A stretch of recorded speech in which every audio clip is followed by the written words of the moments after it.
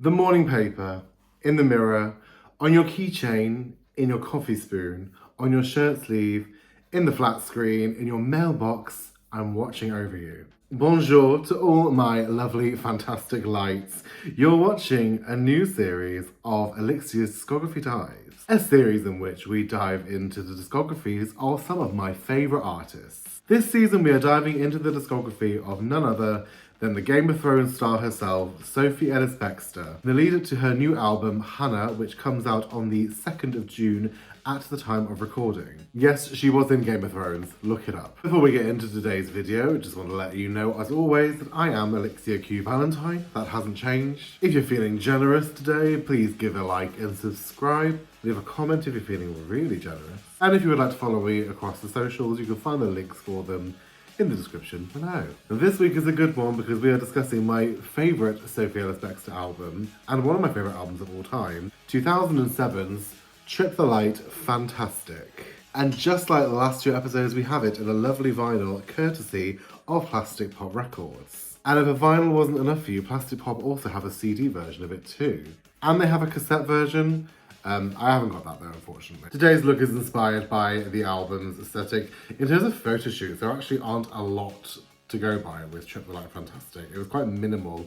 A lot of close-ups of her face, but with some quite extravagant makeup. My makeup, as you may have noticed, is inspired by the cover art's makeup, that lovely blue eyeshadow that she has, and the pink lip. And the full version of that picture is also in the vinyl sleeve as well, and it's very jarring to see because I'm so used to the cropped version. She still looks gorgeous. I mean, like, her cheekbones, I could never. And I'd love to be able to do this lovely blue makeup, you know, perfectly, but my makeup skills are not there. So you've got the ElliXia remix instead. I also feel quite sort of vintagey in this as well, which, you know, Sophie loves her vintage clothes and vintage stylings, and that was very on trend back in 2007 as well. So there's layers to this look today. I love blue and pink, I love black and blue, I love black and pink, I love all of it together. So, you know, I'm feeling the fancy today. Trip the Light Fantastic was released on the 21st of May, 2007. It reached number 7 in the UK albums chart, and it spawned 3 singles: Catch You, Me and My Imagination, and Today the Sun's on Us. This was Sophie's first album in, 3.5 years, having had Sonny very shortly after the release of her second album. She took the time out to look after him and really work on this album as well.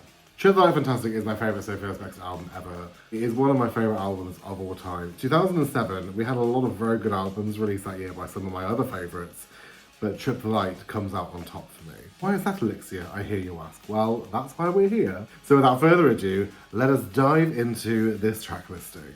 Coming straight in at track number 1, we have the album's lead single, Catch You. Catch You was released in February of 2007. Sophie began 2007 with a bang by premiering this on a New Year's Eve show. Catch You is a banger and a half. It is absolutely one of my favourite Sophie Ellis-Bextor songs, and it's probably one of my favourite songs, again, of all time. It's pop with a rock edge.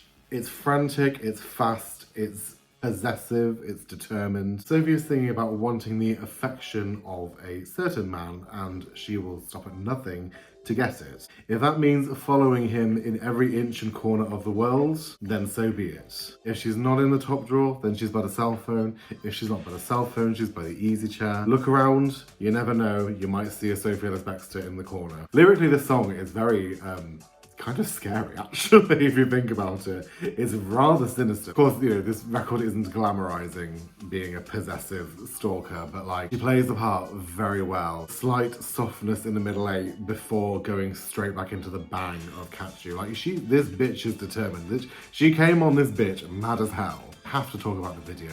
The video is absolutely incredible. It was shot in Venice, and it was inspired by the film Don't Look Now. I haven't seen Don't Look Now, but I've had at least 2 friends this week tell me that the video is very faithful to the film, and they're very much into horror movies, and they're quite the experts, so I trust their opinion. Sophie in the video looks sinister as fuck. Features her running around Venice, either in the streets or by the canal or in a hotel room of some kind. She looks hell-bent on achieving her goal of finding this person. She plays it so well. Her body language, her facial expressions, she looks genuinely quite unsettling. And one thing I also love about the video for Catch You is that you don't actually see who it is that she's looking for. She's shown looking and pointing in various directions, taking a boat, running through the street, trying to find her man, or this man.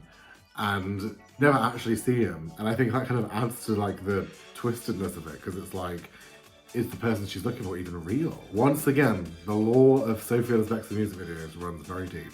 And while we're on that subject, you know, I don't think she gets anywhere near enough credit as she should for how good of an actress she is in her music videos. I don't know how good of an actress she would be in terms of speaking roles, but hey, as silent movie actress at least, she'd be phenomenal at that. Catch You reached number 8 on the UK singles chart. I can remember because this is back when I was listening to the charts again.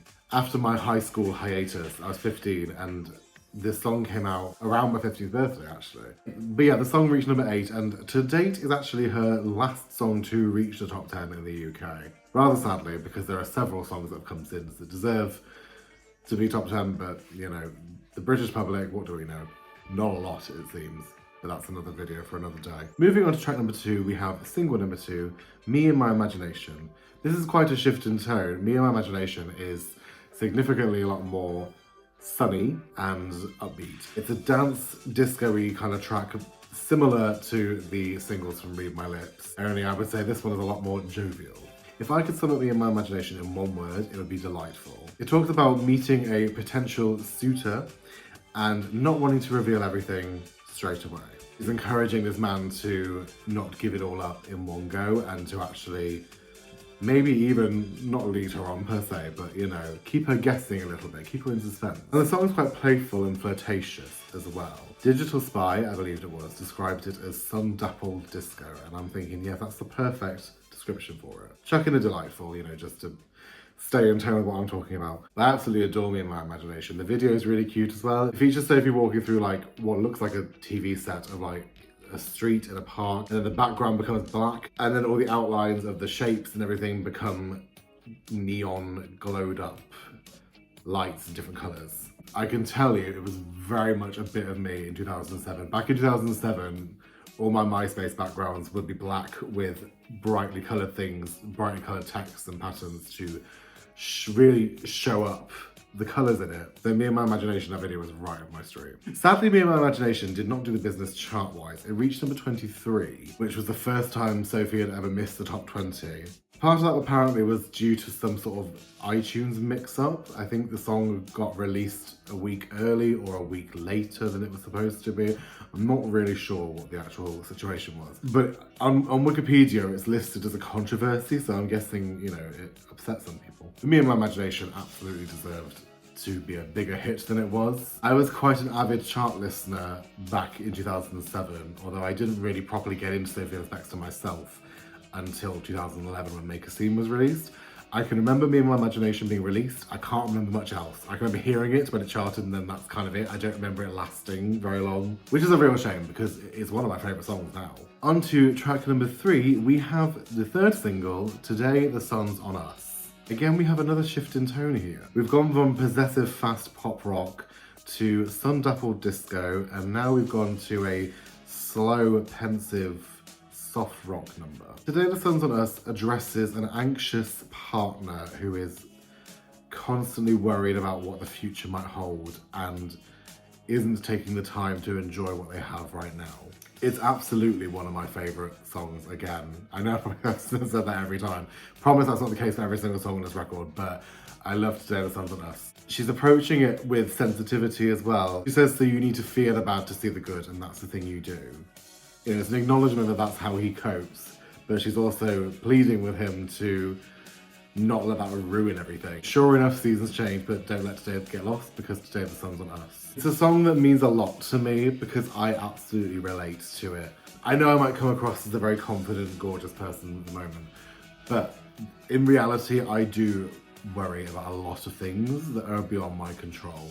Sometimes I overthink things and think about what could be and what might happen, and I fail to sort of stop and just appreciate the here and now. You know, there's an acknowledgement in this song that not every day is going to be amazing, but there are going to be amazing days, and you do have to enjoy them whilst they are here. The lyric, you're so restless underneath the surface, don't you think I noticed? That lyric always really gets me, because it almost feels like if I'm singing it, it's like I'm looking in a mirror, and you know, it does get to me a lot. Very moving. The video is also an interesting one. It's very grey, which is somewhat ironic given the title, but it's very much quite gritty. You know, she plays the partner of a criminal, and they plan to steal from this rich-looking couple, and she successfully manages to do it, but then they still argue about it, and I guess there's sort of like a, you know, a moral dilemma there. The video feels a bit like some kind of gritty ITV detective drama.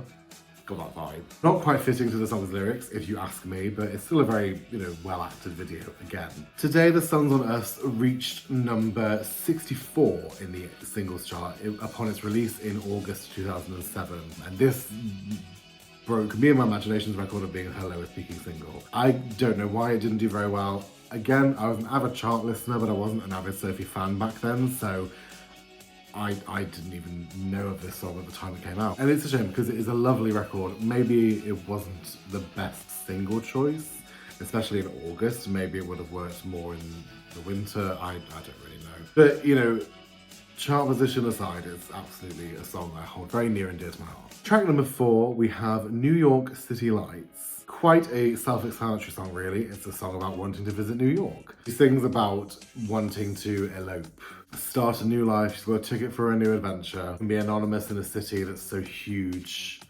and full of wonder. This is a fun one, though. It's, again, another shift in tone, actually, but it's kind of a bit more sonically similar to Cat Shoe. It's a bit like, I guess you could say it's Cat Shoe's more chilled out, mature sister. It feels very sort of, again, sort of soft rock, very glamorous, very chic. I love the Runaway With Me pre-chorus, which then gets echoed for the middle 8 as well. That's a lovely touch. And there's a lyric in verse 2, which I used to mishear. So she sings, "A dollar says it's true, this town gets hold of you." And I used to think that it was Madonna says it's true, this town gets hold of you, because of Madonna's song, I Love New York, on her album Confessions on a Dance Floor that came out 2 years prior to this. I thought, oh, maybe Sophie's referencing Madonna, so Queen's referencing Queens, you know. But then I looked in the album booklet and it's a dollar, so. But I always think Madonna now, you know, who's gonna stop me? On to track number 5, we have If I Can't Dance. And just like Murder on the Dance Floor and I Won't Dance With You from the previous videos, this is If I Can't Dance, Not Dance. Thank you very much. This song is kind of the 4th single in an odd way. This is another disco-fied banger. She's singing about not wanting to be restricted by the present company. The chorus is very simple, it's repetitive, if I can't dance, if I can't dance, and it ends with the hook of, if I can't dance, then I don't want any part of your revolution, which is a paraphrase of a quote from a Victorian anarchist. Her name escapes me, but I know her first name is Emma. I will include her surname in the edit in text because I can't remember it and I don't want to get it wrong. And I think that's a great lyric, you know, if I can't dance, I don't want any part of your revolution. Like, you know, if I can't be free to move to the music and have a good time with the beat, then screw your revolution, I don't care. Some lyrics I adore in this song are, if I lose myself to rhythm, it doesn't mean I lose control. T. And politicize my own endeavours, I'm no use for your protocol. And oh darling, don't be so unkind, the beat must never be denied. This song is quite straightforward in its arrangement, but the lyrics are really good. And it absolutely really should have been a single with a proper campaign behind it. In 2007, there were rumours that it was going to be a single. She even performed it on the short-lived TV show Dance X. And I remember liking it, thinking, oh, this will be a good single when it comes out, and then it just didn't happen. Except it did happen. According to Wikipedia, it happened. Apparently it got released unexpectedly on iTunes in May of 2008. After the album campaign had finished, it got randomly plonked on iTunes with Can't Have It All, which is one of the tracks I'll get to later on, as a B-side. And then it disappeared like 2 days later. There was no video, no chart placement because it was only around for like a couple of days. Very sort of random. I'm not really sure what the thought process was there, but maybe it was just a mistake. If I Can't Dance didn't get completely abandoned though, because it was also, alongside that TV performance, it was also featured in the St. Trinian's film, which came out in 2007 as well. The single potential was there for this one. It's a real shame that it wasn't properly, fully utilised, but it be like that sometimes. Track number 6, we have The Distance Between Us. A gorgeous, gorgeous, gorgeous, gorgeous ballad. Absolutely, in my eyes, her finest ballad she's ever done, or at very least one of them. I mean, I haven't done an official ranking, but it's got to be a contender for the top spot. This song finds Sophie gushing over her lover, who I assume is Richard, about how happy she is with him, how their love is still going really strong, how she feels the same as she did at the start of it, and how she can't get close enough to him. Like, they're close, but it will never be close enough because she just loves him that much. It's very, very intimate. It's rather romantic for sure. The production has this like sort of synthy, electronic vibe to it, but it's never overpowering. Dare I say it is first dance at a wedding material? Maybe. It's certainly a song that would be lovely to dance with your life partner too. Wedding wise, the jury's out on that one. We'll cross that bridge as and when, and if and when we ever come to it. But yeah, this song is absolutely stunning. A lyric I love is, "You take my breath away, yet you're all I'm breathing for." It feels very ethereal and very, I can just imagine a video with like loads of lovely chiffon and, you know. Track number 7 is "If You Go." This one is another banger that we have on our hands. This was produced by Xenomania, who you may recognise. If you're a pop fan, you will know that name like the back of your hand, but if you don't, Xenomania are a British pop production house who are responsible for some of the best British pop songs we ever had in the 2000s. They produced the 95% of Girls Aloud's work. They did songs for the Sugar Babes. They did a couple for Kylie. This is the only song they've ever done with Sophie.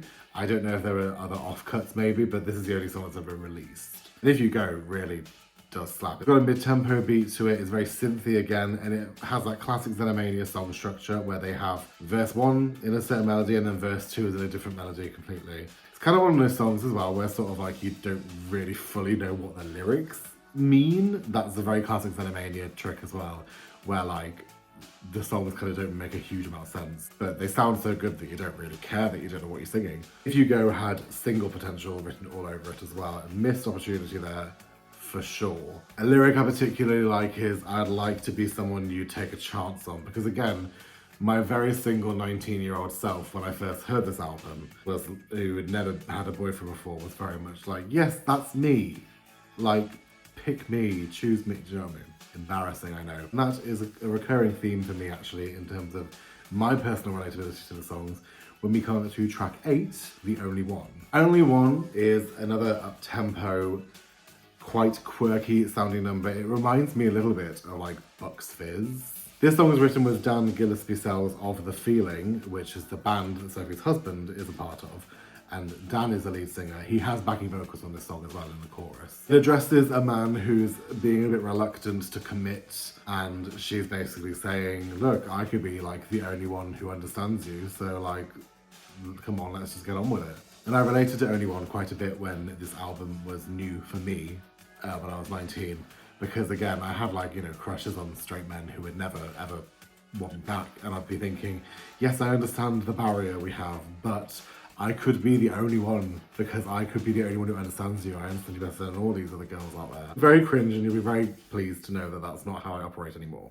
Track number 9, we have Love Is Here, which is another collaboration with Dan Gillespie-Sells of The Feeling fame. Love Is Here is definitely my favourite of the 2 contributions to this record from them. It's very wholesome and lovely, very feel-good, very summery as well. It sings about the joy of being happy with somebody. I believe that Sunny, her son, was the influence behind this song as well. I think it's also dedicated towards Richard too. It very much is just that I'm so happy to be with you and everything is sunshine and rainbows and all that lovely stuff. And I think this song really had single potential as well. It's one of her most joyful recordings I think we've ever seen. There's a bit of a theme on this record in general, that it seems to be a lot more feel-good, especially compared to the second album. Love Is Here also has a very wonderfully crafted key change in the last chorus. It's not quite Love on Top levels of climaxing key changes, but it's still a very lovely, enjoyable, nice surprise to the end of the song as well. It's a rather straightforward song in terms of its structure and, you know, overall vibe, so it's nice that it has that little bit of a twist at the end.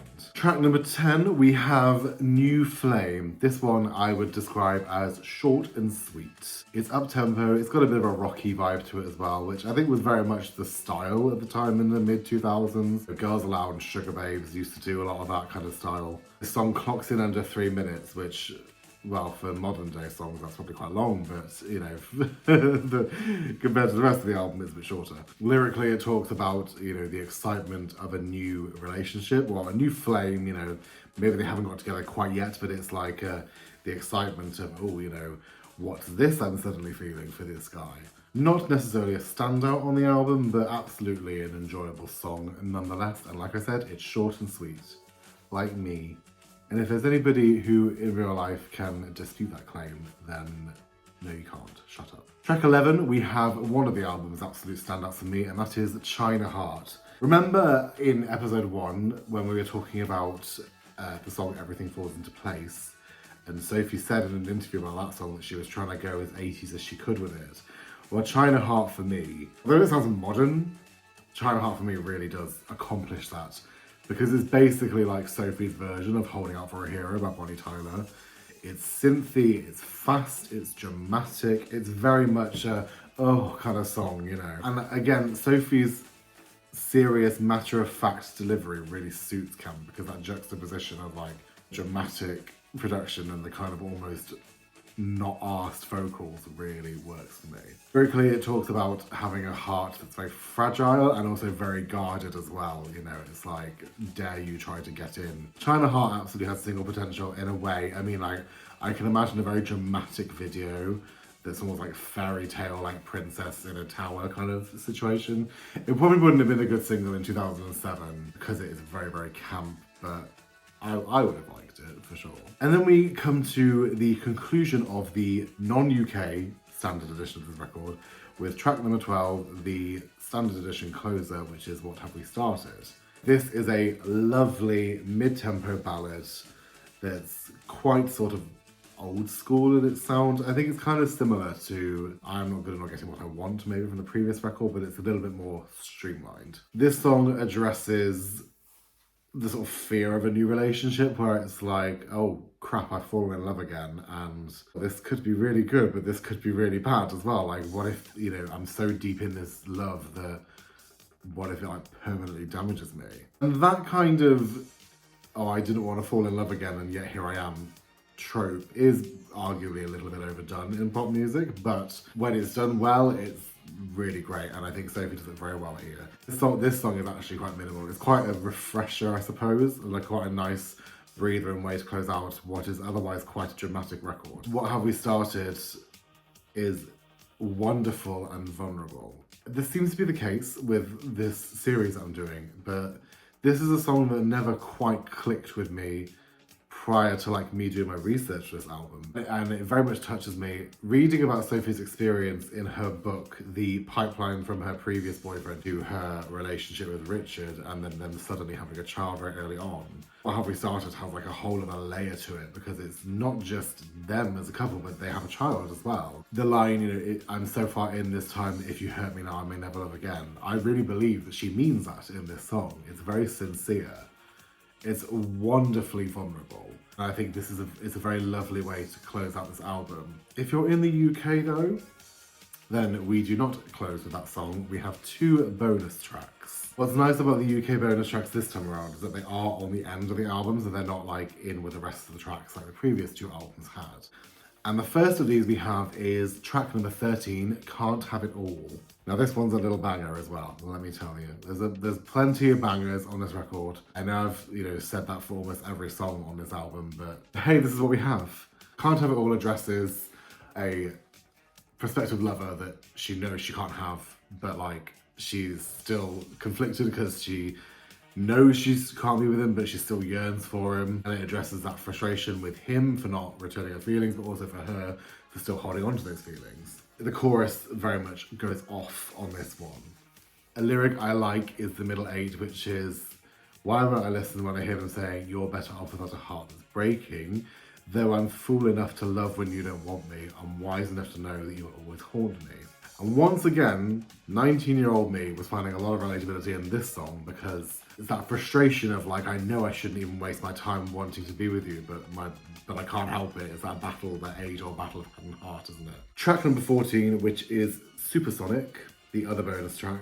This is a very camp, very, very camp record. I can understand why this was a bonus track for sure, because it doesn't quite blend in with the rest of the record. It's a song that uses a lot of sort of space metaphors. Venus rising, that's the assignment. Venus collides with Mars, etc, etc. I can very much imagine a music video, you know, in like silver space suits with naff special effects. And this song even has backing vocals from Fred Schneider of the B-52s.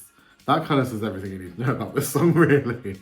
It's very enjoyable and it is very camp. It's a song that doesn't take itself too seriously, and it's all the better for it. And that concludes the main body of the record. But as with all of these records that we've covered so far, we have a nice, plentiful supply of B-sides. This is the most B-side rich album that we have as well, and there's not a single dud among them. And before I get into those B-sides, I do also just have to bring back my hashtag activism movement again. All bar one of these B-sides are not on Spotify. 3 out of 4 are not on Spotify, and frankly, that is not good enough. Polydor, I'll be outside your offices at 9 AM sharp tomorrow morning. I won't, but that's beside the point.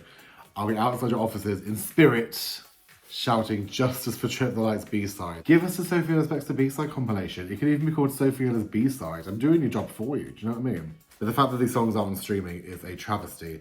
Thankfully, we do have them in a lovely package here, thank you to Plastic Pop, but it'd be lovely to have them digitally as well, just for the convenience of it, you know what I mean? These are some really, really, really good songs, and I think it's a real shame that they're so inaccessible. I mean, you can listen to rips of them on YouTube, but, you know, just put them on Spotify, come on, do you know what I mean? With all that being said, we can move on to track, what number is this? Track 15 on this release, and it is the B-side to Catch You. This is called Down With Love. Down With Love is an absolute up-tempo banger, could have easily been on the album. I think it's really, really fantastic, and I think it's absolutely criminal that it's not available, you know, easily. It talks about that, again, that sort of feeling of like, oh shit, I've fallen in love again with somebody. And again, it's very relatable, you know. Even in today's current climate with the lyric, won't you bring back blue skies? Because where are they? The song is actually about the weather in May 2023. Sophie just had that foresight, you know what I mean? She's always been like that. Track 16, we have one of 2 B-sides to Me and My Imagination. The first is called Move to the Music. Again, I'm gonna say it, I'm gonna say the B word, another banger. Move to the Music is a bit more subtle in its groove, but it's quite up-tempo. Again, quite reminiscent of Read My Lips as well, which subsequently is a lovely complimentary B-side to Me and My Imagination. Move to the Music addresses the subject of, you know, I've been through all these things in my life, good and bad, and I wouldn't change any of it. I don't have any regrets because I'm still here and I'm still thriving. I can still move to the music. Again, this song could have easily been on the album. I don't know what I would replace on the album for it, but hey, I mean, there's just loads of really good songs here. Track number 17 and B-side number 2 for Me and My Imagination is the song Here's to You. Now, Here's to You, I actually didn't hear the song for a very long time because I didn't even know it existed. My Sophie Ellis-Bextor discovery period, as I mentioned before, was 2011. The B-sides for me sort of came a bit later in 2012. I managed to find a bunch of her CD singles on Amazon, so I became acquainted with them that way. Here's to You, however, very much eluded me because it's never been available digitally, and until the Plastic Pop release, it's never been available on CD either. It was only available on the 7-inch single of Me and My Imagination. The first time I heard Here's to You, I believe, was in 2019. Basically, whenever Sophie releases a record, like, I have a little Sophie renaissance, as I'm currently having right now. This is definitely the biggest it's ever been, because it's the first time I've ever done all this for it. But yeah, Here's to You was the discovery when the Song Diaries was being released. And I was like, oh, I like this one. This is quite cute. Now, this is definitely probably the weaker of the B-sides. It very much feels like a B-side. It feels a touch unfinished, but I think it kind of works because it feels very much like a less is more, again, short but sweet record. The lyric I like in the verse, which is, you put the O in lover and the in young, a certain je ne sais quoi, now can I have some. It is nice actually with this Plastic Pop release to have Here's to You in CD quality and not just in a dodgy rip from YouTube that someone's done. But that's not enough, put it on streaming. Polydor. And then the last of the B-sides is Duel, which is a cover of the Propaganda song from the 80s. This is the only one that is actually available on streaming, so thank you for that, Polydor, I suppose. Duel is pretty much faithful to the original song from the 80s. I'd never heard the original song until I heard this release, but I went and listened to it, and it pretty much sounds the same, just with a different voice. I really like Duel. It's very dramatic. Again, it feels rather camp. You can tell it's from the 80s straight away. Love the instrumental middle 8 bit as well. I don't really know how to describe it, but it's very dramatic and I just really like it. And that wraps up the track listing we have on this definitive plastic pop version. I'm showing this all the time just because I love the cover art so much. I've got it on display in my flat as well because she just looks so pretty. However, that's not the end because we have one more track, which is Love is the Law. So this is a very rare and obscure track. I even forget that it exists actually. I had to very much think to myself, remember to talk about Love is the Law. This was a track that was given as a free download in February of 2008 as a sorry for cancelling the Trip the Light Fantastic tour. It's alright. It's kind of a regular mid to up-tempo dancey track. I like it, you know. It doesn't stand out to me that much. I do sort of forget about it, but it's still a good song. It would, again, put it on streaming. Go on. Sophie Ellis B-Sides, the new streaming album for B-Sides and remixes. Polydor, I've done your job for you, mate. And after 19 tracks, that is all of Trip the Light Fantastic. As you can tell, I'm quite fond of this record. Its bangers aplenty. I think it's a record that's very varied, yet it manages to be cohesive. There's a lot of styles tackled here and a lot of variety, but it never feels overdone or overcooked. It never feels messy, and I don't really, maybe I just have a bias in that respect, but I think the songs hang together as a collective really well, but also individually really well as well. This is Pop Sophie at her absolute finest. As for the album era itself, I don't really know why the record didn't do as well as it could have. As I've mentioned, I was an avid chart listener in 2007, and I remember the year pretty well in the charts, you know, from start to finish. I don't have many memories of this album though. All of my love and all of my memories for this album that I clearly share all come from 2011, a whole 4 years later. This is my favourite 2007 album, but in 2007 I wouldn't have said that because I didn't know it. But it was #1 in the ElliXia household eventually, you know, 4 years later, just as with Trip the Light Fantastic. Thankfully, this album definitely does have its fan base in retrospective. You know, whenever I talk about this album on Twitter, a lot of people, you know, I don't have a huge following on Twitter, but a lot of my mutuals, you know, hype up in agreement. And amongst Sophie's fan base, this is probably, I think without a doubt, considered to be the best one. And with very good reason, if you ask me. Which you do ask me because, hey, you're watching this video. And that wraps up another episode of ElliXia's Discography Dives. Our fantastic lights have been tripped, as it were, and I will not rest until we get justice for Trip the Light Fantastic. And don't forget to join us next week when we'll be discussing 2011's Make a Scene. And with all that being said, I have been ElliXia Q Valentine. Don't forget to stay gorgeous, stay well, and as always, please book me. Mwah.